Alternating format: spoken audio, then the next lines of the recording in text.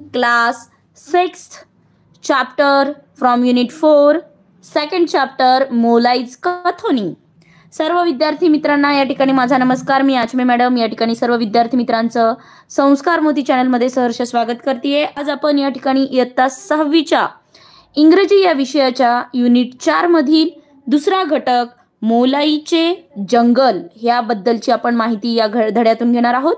चला मग जे कोणी नवीन आहेत ज्यांनी अजूनही संस्कार मोती चॅनलला सबस्क्राइब केलेले नाही त्यांनी कृपया पहिल्यांदा सबस्क्राइब बटनवर क्लिक करा. त्या समोरच्या बेल आयकॉनच्या घंटीला ऑल असं निवडा म्हणजे माझे नोटिफिकेशन तुम्हाला त्या ठिकाणी सहज मिळत जातील. तुम्ही बघू शकता या ठिकाणी सर्वप्रथम तुम्हाला एक मित्र दाखवेल जे की आपल्या या मोलाईचं आहे. त्यांनी या अशा डेझर्टमध्ये जे तुम्हाला वाळवंटासारखा भाग दिसतोय त्या भागाला अगदी सुंदर असं जंगल रूपामध्ये त्याचं रूपांतर केलेलं आहे आणि हीच कथा आपण या ठिकाणी पाहणार आहोत.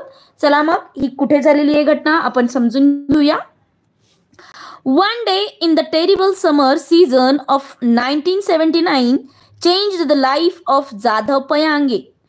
He lived in a small village on the banks of the Brahmaputra. The Brahmaputra is a great river. पहा या ठिकाणी 1979 ची त्या ठिकाणची जी घटना आहे की एकदम कडक असा उन्हाळा होता. भयंकर अशा उन्हाळ्यामध्ये त्या ऋतूमध्ये एका दिवसानं या जडाव पयांग जो व्यक्ती आहे त्याचं जीवन जे ते पूर्ण बदलून टाकलेलं आहे. कसं काय बदललंय तर ते ब्रह्मपुत्रा नदीशी संबंधित आहे. या ब्रह्मपुत्रा नदीच्या काठी असलेल्या एका लहानशा गावात आपले हे जाधव पयांग राहत होते. The Brahmaputra is a great river. सर्वांना माहिती आहे की ब्रह्मपुत्रा ही नदी एकदम प्रचंड आणि मोठी नदी आहे. In places it is more than 7-8 kilometres wide. It has many sandbars and even an island known as Manjuri Island. Waters of the Brahmaputra often flood Manjuri and the sandbars. At times, the river even sweeps away some of the sandbars. त्या ठिकाणी 7 ते 8 kilometre पेक्षाही त्या ठिकाणी काही ठिकाणी म्हणे एवढं त्या ठिकाणी अधिक ती रुंद आहे आपली ब्रह्मपुत्रा नदी आणि तिच्या मुखाशी जिथं तिचा उगम पावतो तिथे अनेक वाळूंचे बंधारे तुम्हाला दिसतील. वेगवेगळे वाळूंचे ढीग पसरलेले आहेत. एक आहे मजुळी आणि दुसरं आहे त्या ठिकाणी म्हणजे जी बेटं आहेत त्याच्यातल्या एकाचं नाव मजुळी आहे. आणि काही वाळूचे बंधारे जे आहेत ते ब्रह्मपुत्रेच्या पाण्यानं भरून गेलेले असतात. काही वेळा वाळूचे काही बंधारे हे नदी जोरदारपणे त्यांना उडवून सुद्धा लावते. अशा प्रकारचे सुद्धा काही छोटे छोटे बंधारे असतात. तर तुम्हाला या ठिकाणी दिसत असेल ब्रह्मपुत्रा नदीचा इथे भाग दाखवला आहे आणि तिथे कसे सँडबार्स तयार झालेले आहेत हे आपल्याला त्या ठिकाणी चित्रामध्ये दाखवण्याचा प्रयत्न आपल्याला दिसतोय. चला बघूया आता मग पुढचे या ठिकाणी काय काय घटना झालेली आहे ती. When Jadhav was about 15 years old, he saw a terrible sight. One of the sandbars, thousands of snakes lay dead. They had been washed ashore with the flood, with no trees to protect them. They had all died in the scalding sun. Jadhav was simply horrified.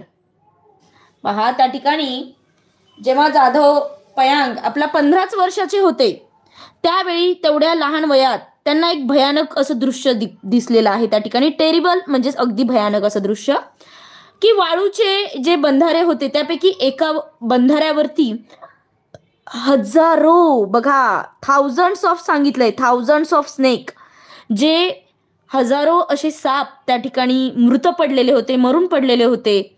आणि ते कशामुळे तर ते पाण्याच्या पुराबरोबर किनाऱ्यावर वाहून आले होते. त्यांचं संरक्षण करायला सुद्धा त्या ठिकाणी कुठल्याही प्रकारची झाडं त्या ठिकाणी नव्हती. त्या सँडबारच्या तिथे ते सर्व त्या तळपत्या उन्हामध्ये मरून गेले होते. असं एवढं त्या ठिकाणी जे ऊन होतं ते फार भयानक असं होतं असं सांगितलंय. There and then he found his mission to turn the sandy barren land green with trees. For more than 30 long years Jadav Payeng toiled on the dry barren area and transformed it into forest. आपल्या चित्रामध्ये जे दिसणारे जाधव पयांग आहेत या ठिकाणी यांनी मात्र या सर्व दृश्याला बघून त्यांचं मन हे हेलावून गेलेलं दिसतंय आणि त्यासाठी या जाधव स्वतः त्यांनी जे त्याला भेदरून टाकलं होतं या सर्व भयानक अशा परिस्थितीनं, तो खाली बसून रडू लागला आणि तेथेच त्याच वेळी त्यांच्या मनामध्ये असा विचार आला की हे जे काही नापीक जमीन आहे, ओसाड जमीन आहे, जिथं झाडं नाहीये, त्या ठिकाणी आपण झाडांनी हिरवीगार त्याला करून टाकायचं आहे या जमिनीला.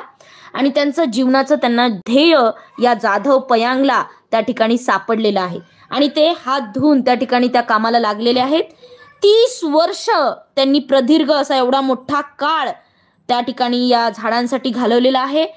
जे जाधवनी हे जे कोरडे ओसाड क्षेत्र आहे त्या ठिकाणी इतकं मेहनत घेतली आहे, जेवढं लागेल तेवढे कष्ट त्यांनी केलेत आणि त्याला या संपूर्ण या जमिनीला त्या ठिकाणी जंगल रूपामध्ये त्याचं रूपांतर केलेलं आपल्याला आता दिसून येईल हळूच. चला बघूया कशा प्रकारे त्यांनी ते काम केलेलं आहे, त्यांना कशा अडचणी आलेल्या आहेत, त्या सर्व आपल्याला धड्यात समजून घ्यायच्या आहेत. Okay.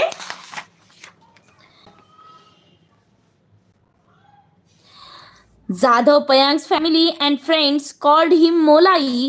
At first, Molai worked in a forest department scheme to plant trees. For some reason, that work stopped.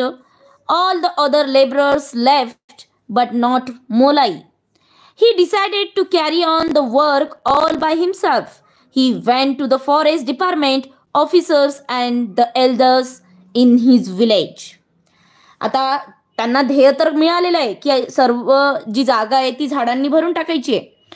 मग हे जाधव पयांगच्या कुटुंबातली जी काही माणसं होती, त्यांचे जे मित्र होते, ते त्याला काय म्हणायचे म्हणे, त्या ठिकाणी मोलाई या नावाने ओळखायचे सर्वजण त्याला. आणि सुरुवातीला तो त्या ठिकाणी वन खात्यामध्येच काम करायचा. तुम्हा सर्वांना माहीत असेल फॉरेस्ट डिपार्टमेंट म्हणजेच वन खातं, ज्या ठिकाणी तुम्हाला सर्व झाडासंदर्भाने माहिती ही मिळत असते. तर हे जे आपले जाधव पयांग आहेत ते त्याच ठिकाणी झाडं लावण्याच्या योजनेमध्ये काम करत होते पहिले, परंतु कोणत्या तरी कारणामुळे त्यांनी ते काम थांबवलं. या ठिकाणी रिझन त्यांनी काही दिलेलं नाहीये, फॉर सम रिझन म्हटलंय, कुठलंही कारण असेल. इतर सर्व मजूर त्या ठिकाणी निघून गेले, परंतु मोलाई मात्र त्या ठिकाणी गेला नाही. त्यांनी ते काम स्वतः चालू ठेवण्याचा निश्चय त्या ठिकाणी घेतला आणि वन खात्याच्या अधिकाऱ्यांकडे तो गेला. गावातली इतर अधिकारी वडीलधारी माणसं असतात त्यांना त्यांनी विचारपूस केली की बाबा मी काय करू शकतो, मी कसं त्या ठिकाणी करू, मला थोडंसं तुमची मदत हवी आहे. किंवा त्या ठिकाणी त्यांचे कारण अनेक तज्ज्ञ, आपला हा मोलाई काय तेवढा तज्ज्ञ नव्हता वनस्पतीच्या गोष्टींमध्ये. मग त्यांनी सर्वांकडून माहिती घेऊन त्याची इच्छाशक्ती त्या ठिकाणी असल्यामुळे त्यांनी हे काम त्या ठिकाणी चालूच ठेवलं होतं. Molai grows on the sandbars, don't waste your time. Many of them advised, but someone told him to try growing bamboo. त्या ठिकाणी मोलाई त्या ठिकाणी जे अनेक आहेत आहे की नाही, तर त्या वाळूच्या बंधाऱ्यावर काहीच उगवत नाही, तुझा तू वेळ फुकट घालवू नकोस, असं अनेक लोकांनी त्याला सांगितलं. जे अनेक तो ज्यांच्याकडे गेला त्यातील अनेक लोकांनी त्याला असा सल्ला दिला की बाबा या बंधाऱ्यावर वाळूच आहे, इथे कशी झाडं येतील, तू तुझा वेळ वाया घालवतोय झाडे लावण्यासाठी. परंतु कोणीतरी एखाद्या चांगल्या माणसाने त्याला ॲडवाइस दिली, सल्ला दिला. कुठला सल्ला दिला की बाबा तू त्या ठिकाणी बांबू लावून पहा. बांबू तुम्हा सर्वांना माहिती असतील, बांबूची जी झाडं असतात ती त्या ठिकाणी लावण्यासाठी आपल्याला त्या ठिकाणी लागवड करण्याचा सल्ला दिलेला आहे एका व्यक्तीनं. The forest department people gave him some sampling. Early next morning Molai went to the island and planted his first tree carefully. After that, he visited the Iceland every day, watering and tending the plants with love. The plants began to grow with them. Molai's hopes also grew. He began to look for some more samplings and other types of trees. He brought silk cotton sampling next. To his delight, they took root on the Iceland. Part of the Iceland was now dotted with green. किती खरंच कमाल आहे पहा की ज्या ठिकाणी काहीच येऊ शकत नव्हतं असा अनेकांचं म्हणणं होतं, पण आपल्या मोलाईची त्या ठिकाणी जी तीव्र इच्छा होती त्या इच्छाशक्तीवर त्यांनी त्या ठिकाणी एकाने जेव्हा सल्ला दिला की तू बांबूचं झाड लावून पहा, तर बांबूची लागवड केल्यानंतर वन खात्याने त्याला काही रोपटी दिली लावण्यासाठी बांबूची. आणि दुसऱ्या दिवशी पहाटे आपला मोलाई लगेच गेला बेटावरती. त्यांनी त्या ठिकाणी पहिले झाड काळजीपूर्वक लावलं. त्या बेटावर दर दिवशी एव्हरीडे बघा, दररोज तो त्या ठिकाणी जायचा. त्या झाडांना पाणी देऊ लागला, प्रेमाने त्याची जोपासना करू लागला. काही रोपटी त्या ठिकाणी लगेच वाढू सुद्धा लागली हळूहळू. आणि मोलाईच्या अपेक्षा सुद्धा आता वाढू लागल्या. तो आणखी रोपे आणि इतर प्रकारच्या झाडांचा आता शोध घेऊ लागला, की बाबा बांबू तर यायलंय, पण अजून कुठली झाडं त्या ठिकाणी येऊ शकतायत का. आणि त्याने नंतर शेवरीच्या झाडांचं रोपं आणली. त्या ठिकाणी त्याला आनंद देणारी गोष्ट एक घडली, की त्या बेटावर मूळ ती सर्व झाडं धरू लागली. कारण महत्वाचं होतं, तशा डेझर्ट वाळवंटासारख्या भागांमध्ये, वाळूमध्ये कुठलंही झाड लागू शकत नव्हतं असं वाटलं. परंतु त्या ठिकाणी हळूहळू सर्व झाडे लागू लागली आणि त्या बेटावर आता त्या संपूर्ण भागामध्ये हिरवळ आता दिसू लागली होती. आणि हेच समाधान आपल्याला त्या ठिकाणी मोलाईला झाले. या ठिकाणी पुढे पहा अजून काय झालेलं आहे. Molai now spend all his time on the small island every day without fail. He watered the plant, made fences around them, gave support to the sampling. He even carried good soil in his little boat and spread it near the plants. त्याचबरोबर त्यांनी मग आता काम आपलं अजून वाढवलं. मोलाई आता आपला सगळाच वेळ जो आहे जास्तीत जास्त तो त्या लहान बेटावर घालू लागला, त्या झाडांसोबत घालू लागला. आणि दर दिवशी न विसरता झाडांना तो पाणी देत असायचा. योग्य तेवढंच पाणी द्यायचा, कुंपणं घालायचा, काही झाडांना छानपैकी तयार करायचा, रोपट्यांना आधार देऊ लागला, काही रोपांना ज्यांना गरज आहे. तो आपल्या छोट्या नावेमध्ये सुपीक अशा माती सुद्धा आणू लागला. कारण तिथे जे सॉईल आहे, माती तिथली ती सँडबारची चांगली नव्हती वाळू. त्यामुळे आपली चांगली इकडची जी शेताची माती असते, काळी सुपीक माती, तर ती सुद्धा माती त्या ठिकाणी तो आपल्या जहाजाच्या छोट्याशा नावेच्या मदतीने आणायचा. आणि त्या ठिकाणी ती माती आणून त्या ठिकाणी झाडांजवळ तो माती ती पसरवण्याचा प्रयत्न करू लागला, म्हणजे ही झाडं अजून चांगली त्या ठिकाणी वाढावी. हा एकमेव उद्देश त्याचा होता. कारण झाडं जगवणे, वाढवणे आता हेच त्याचं ध्येय होतं. Someone told him that red ants are good for the soil. They would make the sandy soil fertile. Molai then carried heaps of them to the island. He was not put out by the ant bites. He also took different types of grasses there.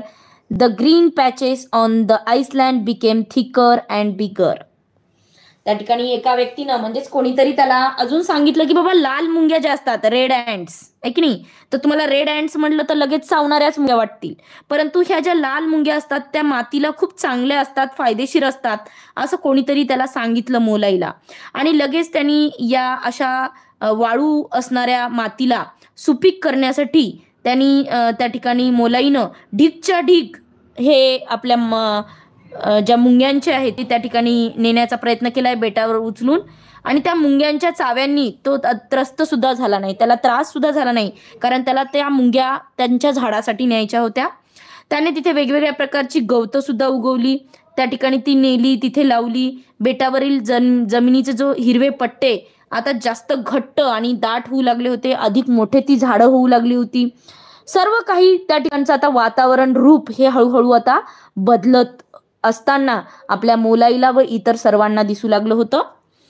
For months and years Molai worked all alone on the small patch of the Iceland.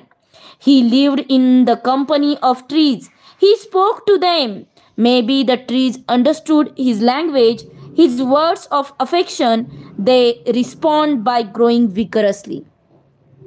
त्या ठिकाणी काही महिने गेले, वर्ष गेले आणि त्या ठिकाणी बेटावरील जे लहानशी जमीन होती, तो पट्टा त्या ठिकाणी वाळूचा होता. त्या मोलाईनं एकटा त्या ठिकाणी तो काम करायचा तिथे जाऊन दररोज, न चुकता, न कंटाळा करता. तो त्या ठिकाणी झाडांच्या सानिध्यामध्ये तिथेच राहायचा, त्यांच्याशी टॉकिंग म्हणजेच बोलायचा सुद्धा. आता तुम्हाला प्रश्न असेल की बाबा झाडांना काय बोलत असेल आहे ना, तर नक्कीच जे त्या ठिकाणी कुठल्याही गोष्टीमध्ये आपण झाडं आपली मित्र आहोत म्हणतो आहे की नाही, तर त्या ठिकाणी नक्कीच या झाडांना तो त्या ठिकाणी जे आपलं सुख दुःख आहे ते सुद्धा सांगायचा. बहुधा झाडे ही त्याची भाषा समजू लागली असं लोकांना वाटू लागलं, कारण हे प्रेमाचे शब्द त्याला समजत आहेत असं समजून त्या ठिकाणी झाडं खूप भयानक त्या ठिकाणी मोठ्या अपेक्षेपेक्षाही जास्त त्या ठिकाणी न येऊ शकणारी झाडं जोरदारपणे आता वाढू लागली आणि त्याला प्रतिसाद देऊ लागली असं त्या ठिकाणी आपल्याला जाणवतंय. झालेली गोष्ट आपल्या समोर या ठिकाणी त्या लेखनाद्वारे आपल्याला मिळतीये. पुढे पहा अजून काय सांगितलेलं आहे या ठिकाणी. With trees came birds, insects and animals. They lived a place. Unknowingly, they brought many more seeds to the place. The place began to get rich with different forms of life. Even then, Molai did not abandon his work. The forest now became a second home for him. People in that area named it Molai's Kathoni or Molai's Forest. आता त्या ठिकाणी इतकं छान वातावरण झालेलं असल्यामुळे झाडांवरती पक्षी येऊ लागले, वेगवेगळे इन्सेक्ट म्हणजेच कीटक येऊ लागले, प्राणी येऊ लागले. त्यांना ती जागा आता सगळ्यांनाच आवडू लागली, कारण जिथं झाडं तिथं अनेक पक्षी येणार, सर्व गोष्टी येणार. नकळत त्यांनी त्या ठिकाणी आणखी खूपशे बिया त्या ठिकाणी प्राण्यांच्या द्वारे म्हणा, पक्ष्यांच्या द्वारे येऊ लागले. जीवसृष्टीच्या स्वरूपामध्ये त्या ठिकाणी सर्व ते जागा आता समृद्ध बनू लागली. आणि त्या ठिकाणी मोलाईनं जे आपलं अर्धवट काम सोडून त्या ठिकाणी कधीही दिलेलं नाहीये, तो सतत काम करत राहिलाय. ते जंगल आता त्याचं स्वतःचं दुसरं घर झालं होतं. त्याचं स्वतःचं तर घर होतंच, पण हे जंगल सुद्धा त्याचं घर होतं आता. आणि विभागातल्या लोकांनी त्या क्षेत्राला आता नाव दिलं होतं मोलाईच कथोनी, म्हणजे मोलाईचं जंगल असं त्या जंगलाला नाव दिलं. कारण ते जंगल कोणी तयार केलं होतं, तर ते त्या ठिकाणी मोलाईनी स्वतः तयार केलं होतं. Today, Molai's Kathoni covers an area of nearly 1500 acres. The acre is a unit of land area which is approximately 4047 square meters, and with Molai's effort, it is growing every day. It houses thousands of different trees and plants and birds and animals including deer, apes and even rhinos and tigers. To cap it all, a herd of about 100 elephants has started visiting the forest every year. They stay there for about 3 months. The elephant visits show that the whole forest is in very good health. Molai is a happy man today. तुम्हाला ही गोष्ट ऐकून खूपच आनंद झाला असेल, कारण शेवटी सांगितलंय की मोलाई आज आता खूपच आनंदी असा सुखी माणूस त्या ठिकाणी सध्याचा आहे असं त्या ठिकाणी आपल्याला सांगितलंय. की हल्ली जे मोलाईच्या कथोनीनं 1500 एकर एवढं क्षेत्र व्यापलं आहे. म्हणजे पहा केवढं मोठं त्या ठिकाणी त्यांनी जंगल तयार केलंय स्वतः. मोलाईच्या प्रयत्नांनी दिवसेंदिवस ते आता वाढतच चाललंय. त्या जंगलाने आता हजारो वेगवेगळ्या झाडांना, वनस्पतींना, पक्ष्यांना, मग त्याच्यामध्ये हरिण असेल, वानर असेल किंवा अनेक गेंडे असतील, वाघ असतील, सर्वच प्रकारच्या प्राण्यांचा समावेश त्या ठिकाणी त्यांना आश्रय आता मिळालेला आहे त्या जंगलाच्या रूपामध्ये. सर्वांवर त्या ठिकाणी कळस म्हणजे की सुमारे 100 तिथे लिहिले बघा 100 एलिफंट्स आहे की नाही, 100 हत्तींचा एक कळप सुद्धा त्या जंगलाला दरवर्षी भेट देऊन जातो. आणि हे हत्ती त्या ठिकाणी कमीत कमी 3 महिने राहतात या जंगलामध्ये. हत्तींची हजेरी स्पष्ट दर्शविते की संपूर्ण जंगल आता सुस्थितीमध्ये आहे. आणि हे पाहूनच आपला मोलाई कसा आहे, खूपच आता आनंदी व्यक्ती झालेला आहे.